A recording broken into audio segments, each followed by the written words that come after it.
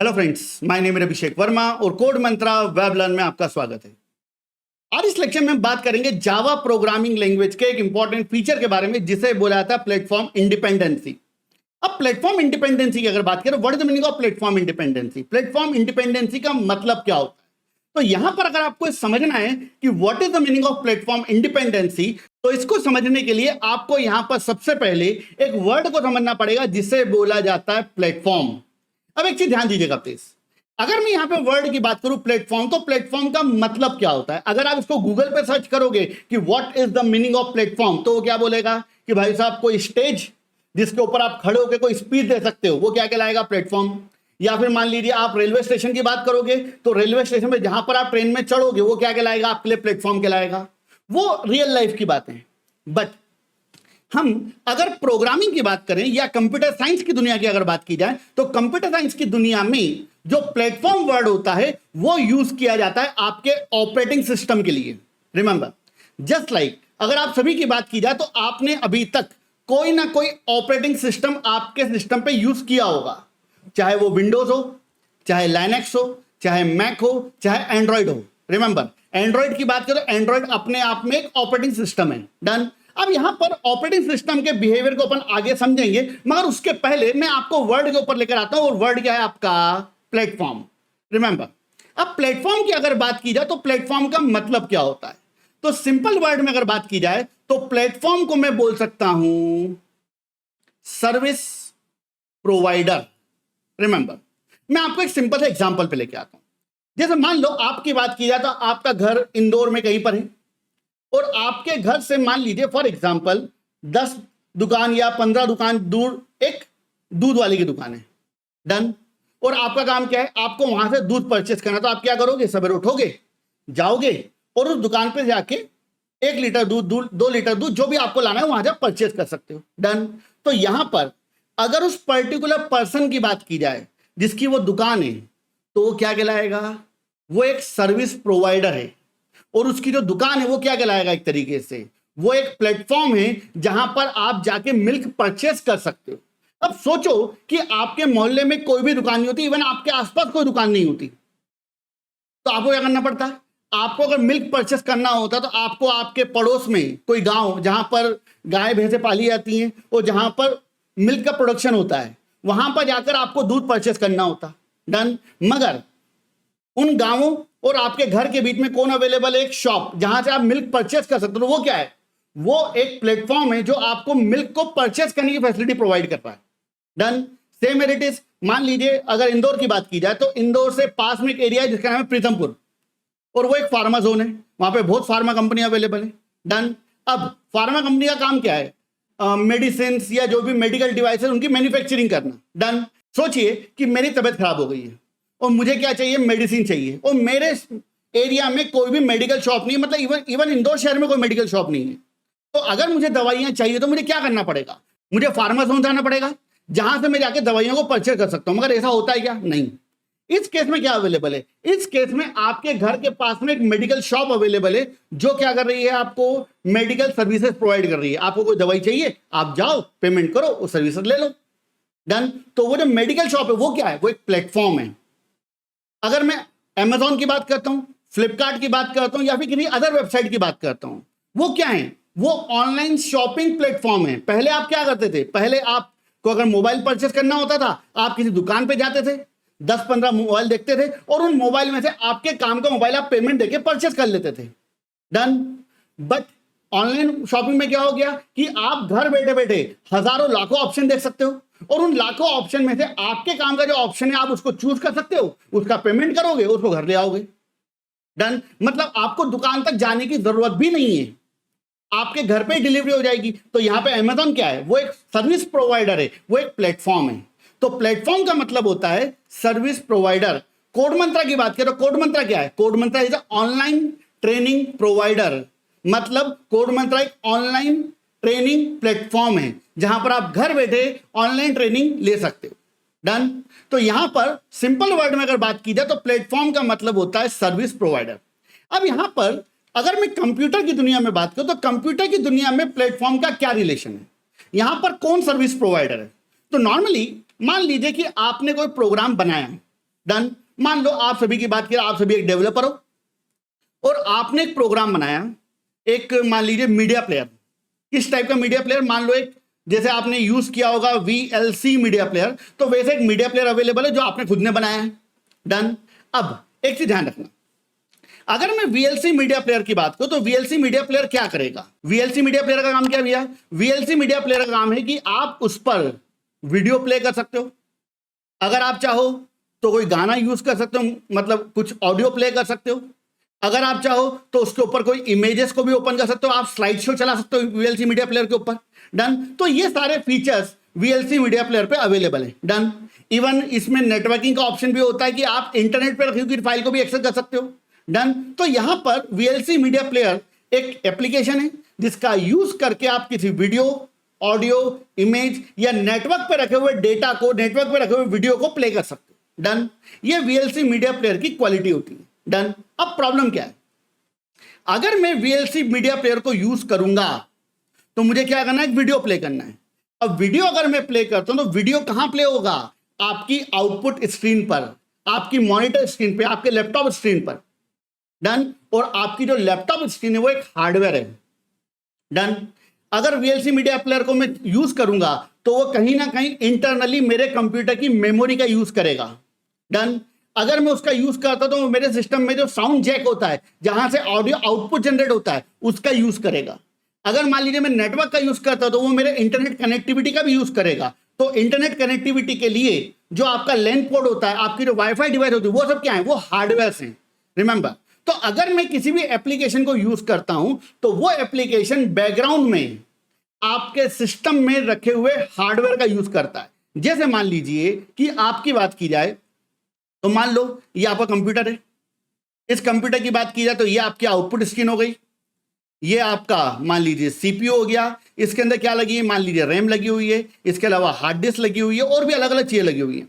इसके अलावा मान लीजिए आपके पास में कोई स्पीकर अवेलेबल है जिसके ऊपर आप गाना प्ले कर सकते हो। डन। ये भी अवेलेबल है। इसके अलावा आपके पास जो कीबोर्ड है, माउस है, ये सब क्या है? इन सभी की अगर बात किया तो ये सब आपके कंप्यूटर के हार्डवेयर। डन। और एक चीज ध्यान रखना, जब भी आप किसी एप्लीकेशन को रन करते हो तो एप्लीकेशन को रन करने के लिए हार्डवेयर की रिक्वायरमेंट पड़ती है। विदाउट हार्डवेयर आपका एप्लीकेशन रन कैसे होगा? आप सोचो कि आपका एप्लीकेशन है, उस एप्लीकेशन को रन करने के लिए क्या चाहिए? मेमोरी। और मेमोरी क्या है? हार्डवेयर है।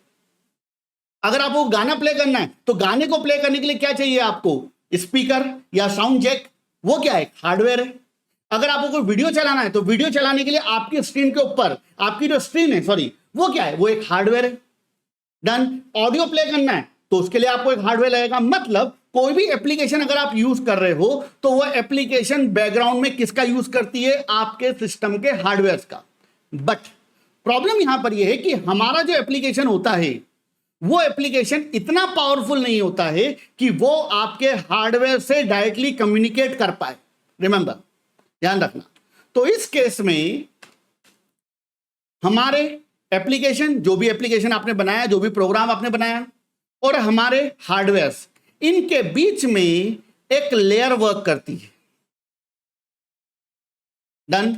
और इस लेयर की बात की जाए तो इस लेयर को बोला जाता है operating system. Done. Operating system. तो नॉर्मली क्या होता है? नॉर्मली हमारे कंप्यूटर की बात की जाए तो हमारा कंप्यूटर क्या है? हमारा कंप्यूटर एक केवल हार्डवेयर है। आप मार्केट से अगर कोई सिस्टम असेंबल करना चाहते हो तो आप क्या करोगे? रैम ले आओगे, हार्ड डिस्क ले आओगे, प्रोसेसर, मदरबोर्ड, ये सब क्या है? ये हार्डवेयर है। डन। बट इन हार्डवेयर से कम्युनिकेट करने का काम कौन करता है? आपका ऑपरेटिंग सिस्टम। तो ऑपरेटिंग सिस्टम क्या है? ऑपरेटिंग सिस्टम पहले से बना हुआ एक प्रोग्राम है, पहले से बना हुआ, जिसको यह पता है कि हार्डवेयर से कम्युनिकेट कैसे किया जाता है। उसे यह पता है कि प्रोसेसर को मैनेज कैसे किया जाता है, डिस्क शेड्यूलिंग क्या होती है, प्रोसेस शेड्यूलिंग क्या होती है, रैम को कैसे मैनेज किया जाता है, आपके ऑडियो कार्ड को कैसे मैनेज किया जाता है, लैंड ड्राइवर को कैसे मैनेज किया जाता है, उसको सब पता है। डन। तो यहां पर हार्डवेयर से कम्युनिकेट करने का एप्लीकेशन कौन है? आपका ऑपरेटिंग सिस्टम। और हमारा जो एप्लीकेशन होता है, जो भी प्रोग्राम आप बनाते हो, मान लीजिए आपने हेलो वर्ल्ड का प्रोग्राम बनाया, तो वो हेलो वर्ल्ड का प्रोग्राम डायरेक्टली हार्डवेयर से डील नहीं करेगा, वो पहले किससे कम्युनिकेट करेगा? आपके ऑपरेटिंग सिस्टम से। डन। ऑपरेटिंग सिस्टम किससे कम्युनिकेट करेगा? आपके हार्डवेयर से। मतलब आपने एक प्रोग्राम बनाया, मान लो सिंपल सा एक प्रोग्राम बनाया है 2 नंबर को ऐड करने का। अब भैया 2 नंबर को ऐड करने के लिए अगर आप जाओगे तो आपको 3 वैल्यू चाहिए, पहली वैल्यू 10, दूसरी वैल्यू 20, तीसरी वैल्यू 30, जो उनका आउटपुट आएगा। अब इन तीनों को अगर आपको स्टोर करना है तो क्या चाहिए? मेमोरी। और मेमोरी कौन है? आपका हार्डवेयर। अब उस वेरिएबल को कैसे मेमोरी मिलेगी, ये सब कौन डिसाइड करेगा? आपका ऑपरेटिंग सिस्टम। डन। तो इस केस में ध्यान रखना, हमारे एप्लीकेशन और हमारे हार्डवेयर के बीच में कौन वर्क करता है? आपका ऑपरेटिंग सिस्टम। तो एप्लीकेशन किससे कम्युनिकेट करेगा? ऑपरेटिंग सिस्टम से। ऑपरेटिंग सिस्टम किससे कम्युनिकेट करेगा? हार्डवेयर से। हार्डवेयर किसको रिप्लाई करेंगे? ऑपरेटिंग सिस्टम को। और ऑपरेटिंग सिस्टम किसको रिप्लाई करेगा? हमारे एप्लीकेशन को। डन। मतलब सिंपल वर्ड में अगर बात की जाए तो एप्लीकेशन और हार्डवेयर के बीच में जो कम्युनिकेशन लिंक है वो कौन है? आपका ऑपरेटिंग सिस्टम। दैट्स वाई हम इसे क्या बोलते हैं यहां पर? प्लेटफॉर्म। क्योंकि ऑपरेटिंग सिस्टम एक प्लेटफॉर्म है जो कि हमारे एप्लीकेशन और हमारे हार्डवेयर के बीच में कम्युनिकेशन की सर्विसेज प्रोवाइड कराता है। डन। अब एक चीज इमेजिन करो, मान लो कि ऑपरेटिंग सिस्टम नाम की कोई चीज नहीं होती। डन। तो क्या एक छोटा सा डेवलपर जिसने पहली बार हेलो वर्ल्ड का प्रोग्राम बनाना सीखा है, क्या उसको पता होगा कि इंटरनली मेमोरी मैनेजमेंट कैसे होता है, इंटरनली वेरिएबल कैसे मेमोरी ऑक्यूपाई करता है, इंटरनली क्या आर्किटेक्चर होता है? कोई मतलब नहीं है। वो केवल क्या करता है? हेलो वर्ल्ड का प्रोग्राम लिख देता है, पहली लाइन, दूसरी लाइन, तीसरी लाइन, 4 लाइन में कोड खत्म हो गया। अब सोचो कि अगर ऑपरेटिंग सिस्टम नहीं होता तो एक डेवलपर जिसको एक प्रोग्राम बनाना है उसका पहला काम क्या होता? कि उसको हेलो वर्ल्ड के प्रोग्राम को रन करने के पहले एक ऐसा प्रोग्राम बनाना पड़ेगा जो कि हार्डवेयर से कम्युनिकेट कर पाए। क्या पॉसिबल है आपके लिए? नहीं। दैट्स वाई हमारे हार्डवेयर से कम्युनिकेट करने के लिए ऑलरेडी एक एप्लीकेशन अवेलेबल है जो कौन कहलाता है? आपका ऑपरेटिंग सिस्टम, या उसी को अपन क्या बोलते हैं? प्लेटफॉर्म। और प्लेटफॉर्म कौन कौन से हैं आपके? विंडोज, लिनक्स, मैक, ये सब क्या कहलाएंगे? ये सब आपके प्लेटफॉर्म कहलाएंगे। तो सिंपल वर्ड में बात की जाए तो what is the meaning of platform? Platform is a software which works as a mediator between your application and your computer hardware। मतलब आपके हार्डवेयर और आपके एप्लीकेशन के बीच में जो कम्युनिकेशन होना है उस कम्युनिकेशन को करने का काम कौन करेगा? आपका प्लेटफॉर्म। और प्लेटफॉर्म मतलब क्या? आपके ऑपरेटिंग सिस्टम। डन। तो उम्मीद करता हूं कि आपको ये समझ में आ गया होगा कि प्लेटफॉर्म प्रोग्रामिंग में किसे बोला जाता है। आपके कंप्यूटर में जो ऑपरेटिंग सिस्टम इंस्टॉल्ड होते हैं, विंडोज, लाइनक्स, मैक, एंड्रॉइड, ये सब प्लेटफॉर्म कहलाते हैं। डन। आगे बढ़ने से पहले मैं आपको एक एक्सक्लूसिव ऑफर के बारे में बताना चाहता हूं जो कि हमने अभी क्रिएट करा है फर्स्ट 100 स्टूडेंट्स के लिए। अगर आप इस ऑफर के बारे में जानकारी नहीं चाहते हैं या फिर अगर आपको इस ऑफर के बारे में पहले से पता है तो आप इस वीडियो को 3.5 मिनट आगे स्किप कर सकते हैं। मेरे इस पर्टिकुलर प्लेटफॉर्म पे हम जितना भी कंटेंट आपको प्रोवाइड करते हैं वो सारा का सारा कंटेंट मैं खुद डिजाइन करता हूं। कंटेंट डिजाइन करना, उसकी स्क्रिप्टिंग करना, देन उसको रिकॉर्ड करना, एडिटिंग करना, एक्सपोर्टिंग करना, और इसके अलावा भी अदर बहुत सारे वर्क्स होते हैं जो मुझे अकेले हैंडल करना होते हैं और वो मेरे लिए पॉसिबल नहीं हो पाता है।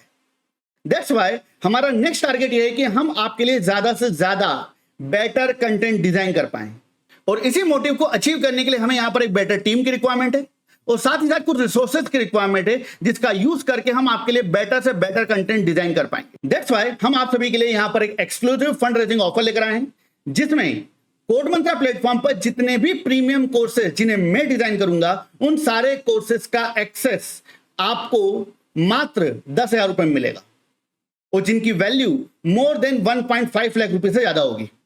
और एक चीज ध्यान रखना, जितने भी कोर्सेज मैं डिजाइन करूंगा वो सारे के सारे कोर्सेज प्लेसमेंट ओरिएंटेड ही होंगे, जिसमें हम हर कंसेप्ट को इन डेप्थ कवर करेंगे जो कि आपके प्लेसमेंट के लिए इंपॉर्टेंट है। साथ ही साथ हर कोर्स में आपको assignment sheet, mock test, interviews question सब कुछ हम प्रोवाइड करेंगे जो कि नॉर्मली आपको यूट्यूब पे हम प्रोवाइड नहीं कर सकते। मतलब कोई एडवर्टाइजमेंट नहीं, कोई डिस्ट्रैक्शन नहीं, ओनली प्योर लर्निंग। मैं यहां पर आपको एक बात और बताना चाहूंगा कि यह ऑफर केवल और केवल फर्स्ट 100 एनरोलमेंट्स के लिए है, जिसमें आपको मात्र 10,000 में मेरे सारे के सारे प्रीमियम कोर्सेज का एक्सेस मिल जाएगा और जिसकी वैलिडिटी नेक्स्ट 3 इयर्स तक होगी। और यहां पर फर्स्ट 50 यूजर्स की बात की जाए तो उनके लिए एक्स्ट्रा 30% का ऑफ अवेलेबल है। तो देर किस बात की, अगर आप चाहते हो कि आपको ये ऑफर लेना है या फिर आपके माइंड में कोई क्वेश्चन है तो आप नीचे दिए हुए नंबर पे व्हाट्सअप कर सकते हो या फिर मुझे कॉल भी कर सकते हो। अब यहां पर आपके माइंड में क्वेश्चन आएगा कि सर इस ऑफर में हमें कितने कोर्सेज का एक्सेस मिलेगा। तो मैंने आपके सामने पूरी की पूरी एक लिस्ट प्रोवाइड कर रखी है कि इतने मिनिमम कोर्सेज का एक्सेस हम आपको नेक्स्ट 1 ईयर के अंदर प्रोवाइड कर देंगे, जिसमें से अभी करंटली बात की जाए तो C++, data structure using C++, Java web development और इसके अलावा फ्रंट एंड डेवलपमेंट और साथ ही साथ पाइथन की बात करें तो पाइथन का जो मॉड्यूल है वो भी हमारा नेक्स्ट 15 डेज के अंदर लाइव हो जाएगा। तो इन सभी कोर्सेज की बात की जाए तो इन सभी कोर्सेज के प्रीमियम कंटेंट को आप आज से ही हमारे प्लेटफॉर्म पर एक्सेस कर सकते हो। बट अगर रिमेनिंग कंटेंट की बात की जाए just like data structure using Java, इसके अलावा जावा फुल स्टैक, मन फुल स्टैक और पाइथन फुल स्टैक, इन सभी मॉड्यूल्स की बात की जाए तो ये सारे के सारे मॉड्यूल्स अक्टूबर तक मतलब दीपावली के पहले ये सारे के सारे मॉड्यूल भी हमारे प्लेटफॉर्म पे कंप्लीटली लाइव हो जाएंगे और आप इन कंटेंट को भी एक्सेस कर सकते हो। और सारा का सारा कंटेंट प्लेसमेंट ओरिएंटेड होगा, in depth with project development, mock test, assignment और मेनी मोर थिंग्स। इसके अलावा अगर मैं यहां पर बात करता हूं एआई मशीन लर्निंग और कैंपस रिक्रूटमेंट ट्रेनिंग, इन सभी की बात करें तो इनसे रिलेटेड जो कोर्स हैं वो भी हमारे प्लेटफॉर्म पर नेक्स्ट 1 ईयर के अंदर लाइव हो जाएंगे। मतलब आप उस कंटेंट को भी 1 साल के अंदर एक्सेस कर पाओगे। और इस पूरे कोर्स की वैलिडिटी मैं आपको ऑलरेडी बता चुका हूं 3 इयर्स की रहेगी। मतलब ध्यान रखना ये मिनिमम कोर्सेस हैं, इसके अलावा भी अगर कोई कोर्स आता है तो उसका एक्सेस भी आपको मिलेगा। बिकॉज ऑफ आप यहां पर केवल और केवल एक लर्नर नहीं हो, आप यहां पर एक इन्वेस्टर हो जो कि कोड मंत्रा प्लेटफॉर्म को बिल्ड करने में अपना एक सपोर्ट दे रहे हैं। तो चलिए वापस चलते हैं हमारे मेन टॉपिक पे।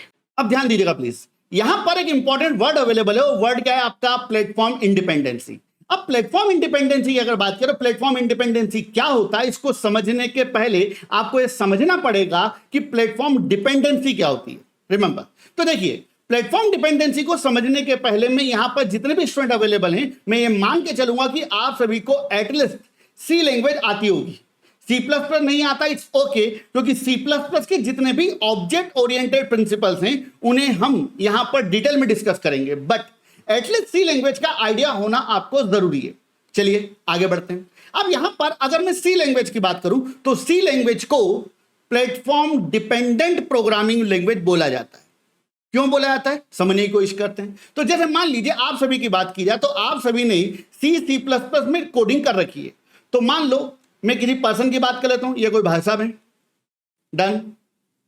इन भाई साहब की बात करें, इनके पास मान लीजिए एक लैपटॉप है और उस लैपटॉप की अगर बात की जाए तो उस लैपटॉप पर उन्होंने एक ऑपरेटिंग सिस्टम इंस्टॉल कर रखा है और वो ऑपरेटिंग सिस्टम कौन सा है, मान लीजिए विंडोज, डन। विंडोज 10, विंडोज 11 जो भी आप लेना चाहो ले सकते हो, डन।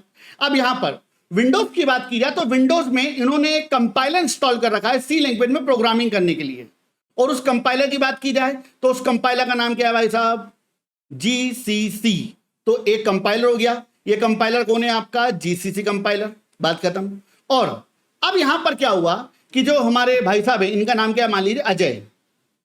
तो जो अजय भाई साहब है इन्होंने क्या करा, इन्होंने एक प्रोग्राम बनाया। तो ये एक प्रोग्राम है, डन। और मान लो इस पर्टिकुलर प्रोग्राम की अगर बात की जाए तो इस प्रोग्राम का नाम क्या है, इस प्रोग्राम का नाम है xyz.cpp, बात खत्म। अब आप क्या करते हो, आप इस कोड को कंपाइल करते हो, डन। अब एक चीज ध्यान रखना, यहां पर आपको यह ध्यान रखना पड़ेगा कि जो अजय है उसका ओएस कौन सा है, उसका ओएस विंडोज 10 या विंडोज है मान लीजिए, डन।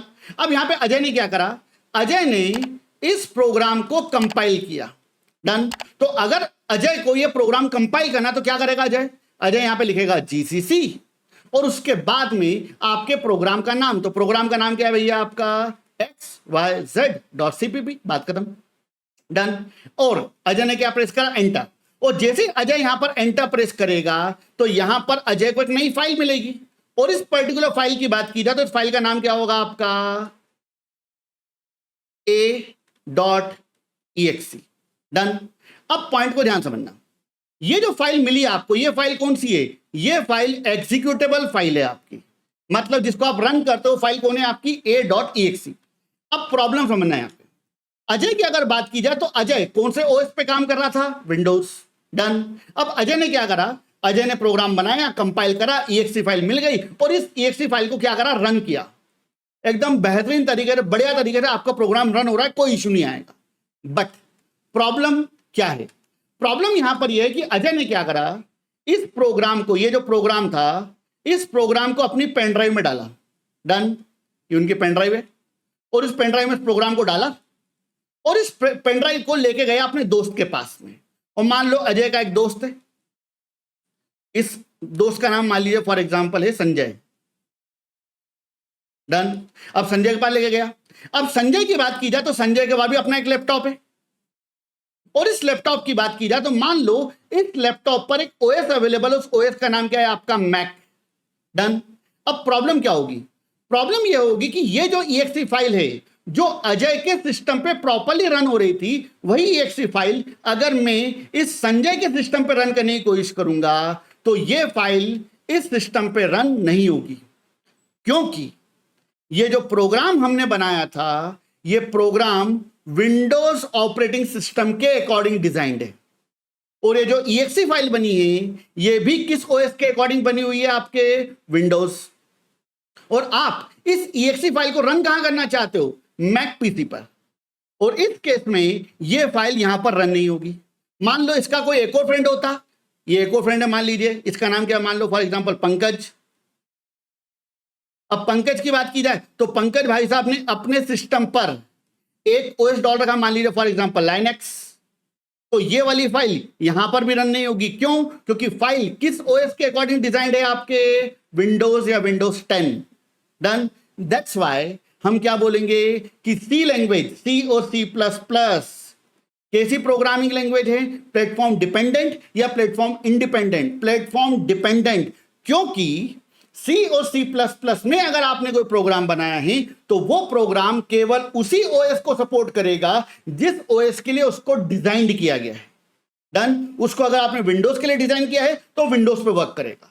अगर आप चाहते हो कि वही प्रोग्राम लाइनक्स पे काम करे तो आपको उस प्रोग्राम को थोड़ा सा मॉडिफाइड करना पड़ेगा लाइनक्स के अकॉर्डिंग, फिर आपको उसको कंपाइल करना पड़ेगा अगेन, मगर वो कंपाइलेशन किसके अकॉर्डिंग होगा, आपके लाइनक्स पीसी के अकॉर्डिंग। अगर आप चाहते हो कि वही प्रोग्राम काय पे वर्क करे, मैक पर, तो फिर आपको थोड़ा बहुत मॉडिफिकेशन करना पड़ेगा, किसके अकॉर्डिंग, मैक पीसी के अकॉर्डिंग, और अगेन उसको कंपाइल करना पड़ेगा। मतलब आपको तीनों OS के अकॉर्डिंग अलग अलग कोड लिखने पड़ेंगे। It is a drawback. Done, तो एक चीज ध्यान रखना, C और C++ की बात की जाए तो ये कैसी प्रोग्रामिंग लैंग्वेज है, ये है आपकी platform dependent programming language. Done, मगर जावा ऐसी लैंग्वेज नहीं है। जावा एक प्लेटफॉर्म इंडिपेंडेंट प्रोग्रामिंग लैंग्वेज है। अब ऐसा क्यों है, इसको हम बात करेंगे नेक्स्ट वीडियो में, जिसमें मैं आपको बताऊंगा कि Java platform independent programming language है तो क्यों है। डन, तो अगर आपको हमारा कंटेंट अच्छा लग रहा है तो please like the video, subscribe my channel और share this content with your friends. Radhe Radhe, जय श्री राम।